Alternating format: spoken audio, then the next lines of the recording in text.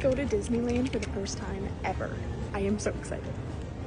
We walked through downtown Disney to get from the hotel to the parks, and it was much quicker than waiting for transportation, which is how it is at any other resort. Plus, the vibes in downtown Disney are just always so good, so cannot complain about this. Saw the iconic monorail and finally made it to the front of the park. The fall decorations were already up, and Disneyland is celebrating its 70th anniversary, which makes it even more special. Walking into this park just felt even more nostalgic and surreal. This is the only park that Walt Disney himself got to see and build from scratch, so it was definitely something special. Walking down Main Street just felt amazing, and I was so excited to see the castle.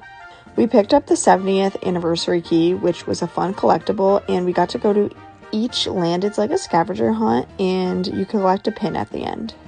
First stop before we even really got into the park was, of course, meeting Mickey Mouse, which is truly an icon, and I loved his outfit. Our plan was genuinely to really take our time throughout this whole park and not rush through, which is why we barely even got through the park. Again, we've never been here before, so we wanted to see everything. We saw the iconic Dapper Dans performing, which is so classic and fun and adds such a nice vibe to Main Street. We finally got to see the castle. Yes, it's so small, but it's so adorable and does not deserve all the hate that I see. We were so hungry, so we ended up going to Tomorrowland for breakfast at Galactic Grill. I ended up getting the chicken and waffles, which I ended up splitting with my sister. After breakfast, we ended up heading back towards the castle, bouncing around because we had no idea where anything was, which you will see is a clear theme. After that, we ended up stumbling across Captain Hook, and we also stumbled across Miguel from Coco, which is such a cool character encounter. That's one of my favorite Pixar movies, so I loved that they had him there. Of course, the first ride of the day was Pirates of the Caribbean, and it was honestly so good. It's so much longer and has way more scenes, plus nothing beats that ride smell. I need to get the candle of it. I had really high expectations of this ride. I heard it was better than Disney World, and it was definitely so much better. And now it's time to head over to New Orleans Square. Our plan was to ride Haunted Mansion, but it was actually temporarily closed as soon as we walked over, so we went on Tiana's instead since it was right next door.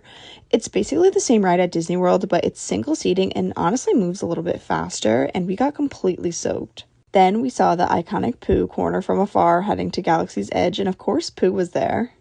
Galaxy's Edge will never stop impressing me. It's just so immersive, detailed, and we even saw Chewie, Rey, Kylo Ren, and a bunch of stormtroopers walking around, which always makes it so fun.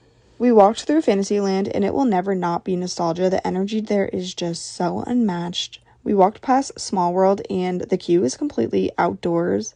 The building is just stunning. And after that, we ended up going to Toontown, and stay tuned to that because I don't want to make this video